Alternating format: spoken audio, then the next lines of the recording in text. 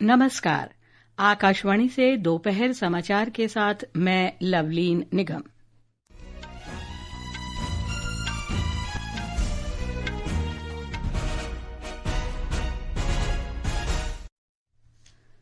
Shri CP Radhakrishnan ने आज राष्ट्रपति भवन में आयोजित एक समारोह में भारत के 15वें उपराष्ट्रपति के रूप में शपथ ली।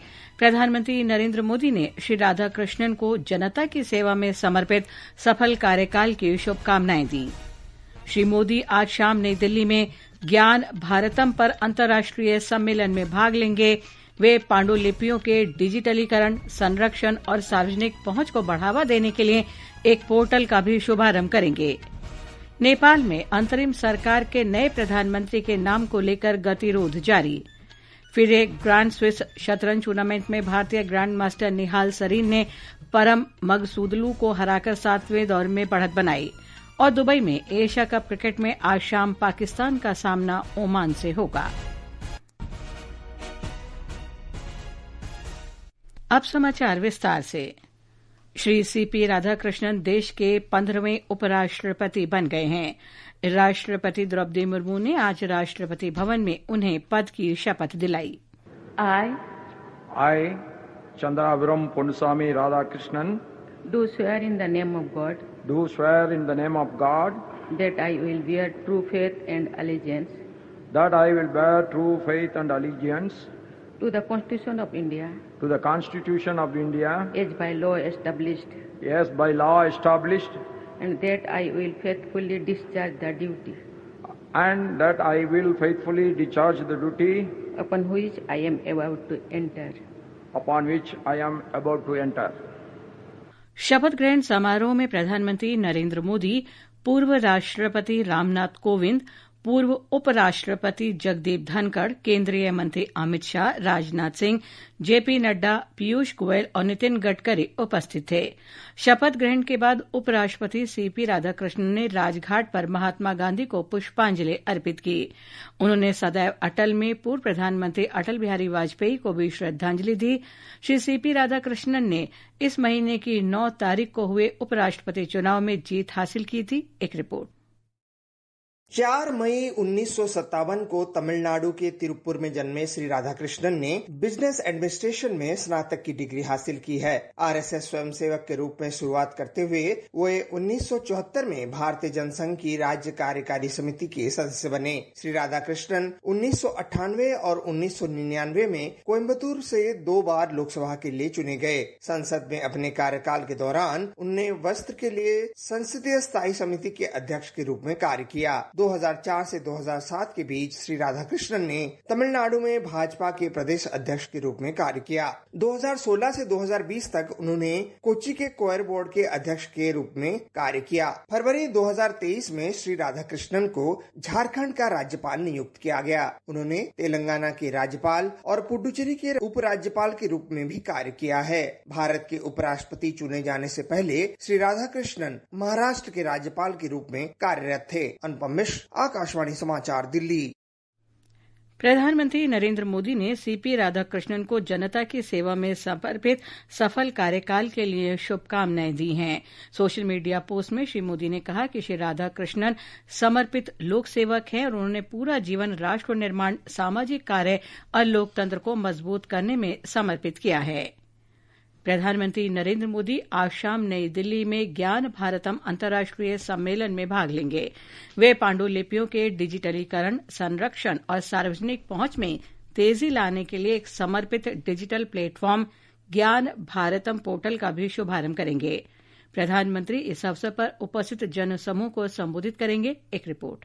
कल शुरू हुए इस 3 दिवसीय सम्मेलन का विषय है पांडुलिपि विरासत के माध्यम से भारत की ज्ञान विरासत को पुनः प्राप्त करना। इस सम्मेलन में भारत की अद्वितीय पांडुलिपि संपदा को पुनर्जीवित करने और इसे वैश्विक ज्ञान संवाद के केंद्र में रखने के उपायों पर विचार विमर्श करने के लिए प्रमुख विद्वान, संरक्षणवादी, प्रौद्योगिकीविद और नीति विशेषज्ञ एक साथ आए हैं। इसमें दुर्लभ पांडुलिपियों की एक प्रदर्शनी और पांडुलिपि संरक्षण, डिजिटलीकरण तकनीक, मेटा डेटा मानक और प्राचीन लिपियों के अर्थ निर्धारण जैसे महत्वपूर्ण क्षेत्रों पर विद्वानों की प्रस्तुतियां भी शामिल हैं। अनुपम की रिपोर्ट के साथ समाचार कक्ष से Shakti Singh.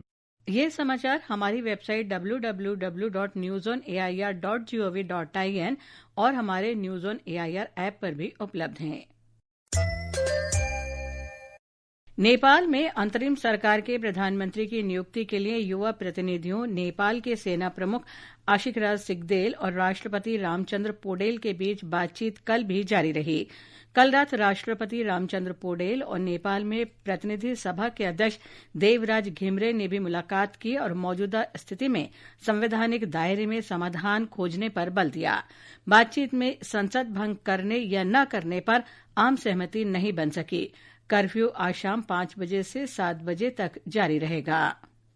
Domestic coal production 5वें दिन आज सुबह 9 बजे से 11 बजे तक आवश्यक सुविधाएं उपलब्ध कराने के उद्देश्य से कर्फ्यू में ढील दी गई थी। काठमांडू वैली में शनिवार की सुबह 6 बजे तक कर्फ्यू रहेगा। अभी तक अंतरिम सरकार की अगुवाई के लिए किसी का नाम सामने नहीं आया है। राष्ट्रपति रामचंद्र पौडेल, नेपाली सेना, जेनजी प्रतिनिधियों और संवैधानिक विद्वानों के बीच वार्ता चालू है। आज से काठमांडू स्थित न्यू बस पार्क से फंसे हुए यात्री अपने गंतव्य स्थानों तक जा सकते हैं। वहीं नेपाल इंश्योरेंस अथॉरिटी ने सभी इंश्योरेंस कंपनीज को निर्देश दिया है कि 8 सितंबर के बाद हुई दुर्घटनाओं में आ रहे इंश्योरेंस क्लेम्स को आसानी से निपटाएं। श्वेता सिंह, आकाशवाणी समाचार, काठमांडू।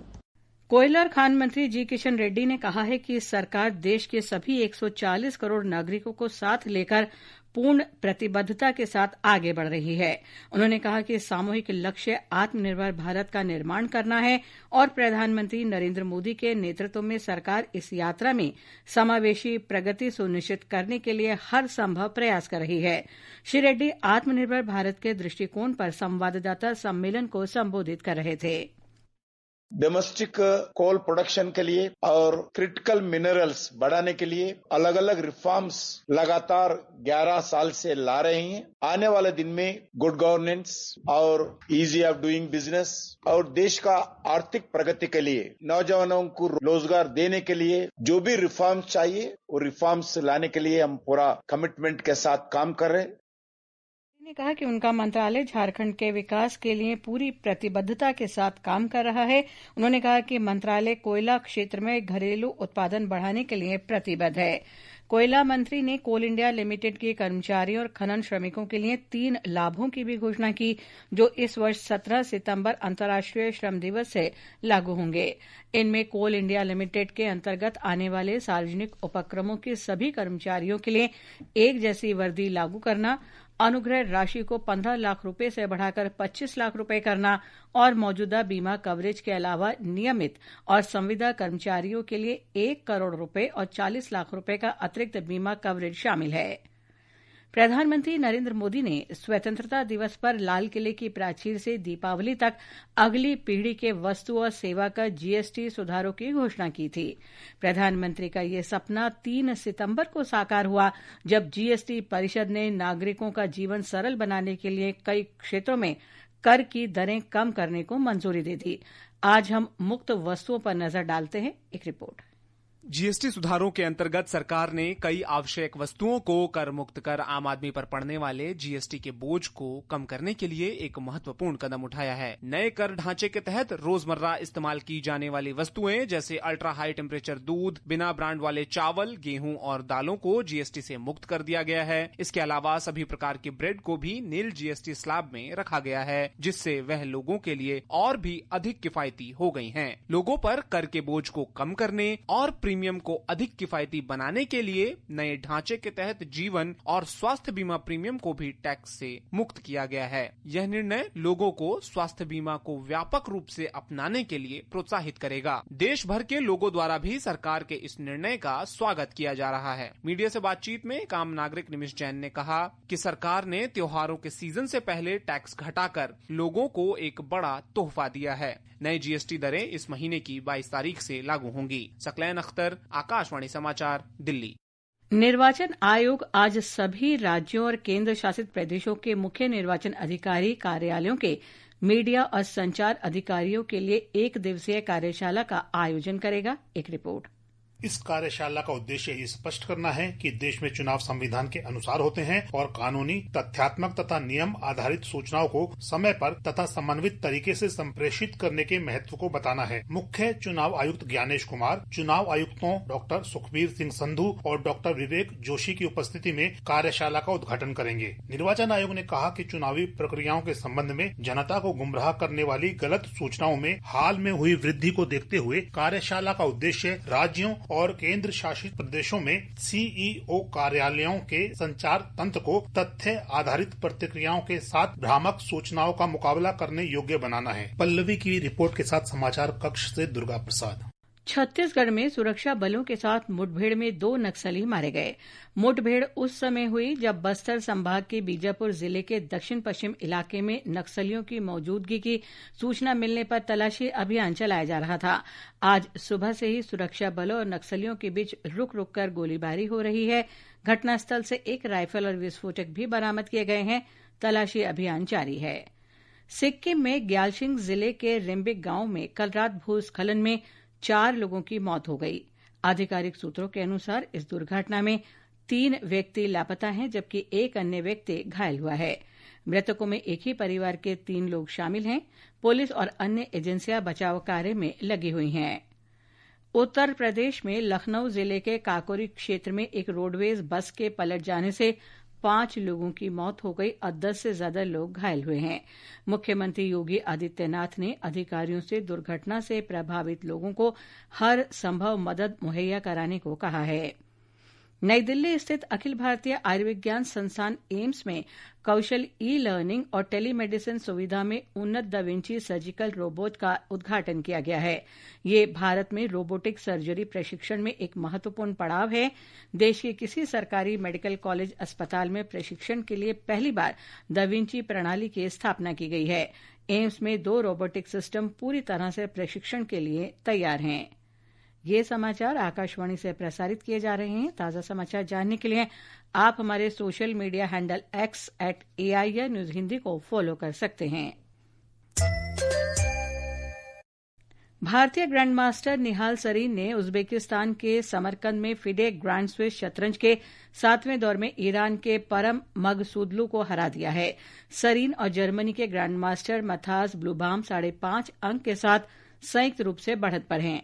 इस बीच विश्व चैंपियन डी गुकेश 7वें दौर में तुर्की के ग्रैंड मास्टर एडिस गुरिल से हार गए। दुबई में एशिया कप क्रिकेट में आज पाकिस्तान का मुकाबला ओमान से होगा। टूर्नामेंट में पाकिस्तान इस मैच को जीतकर शानदार शुरुआत करना चाहेगा, जबकि ओमान ये मैच जीतकर इसे यादगार बनाना चाहेगा।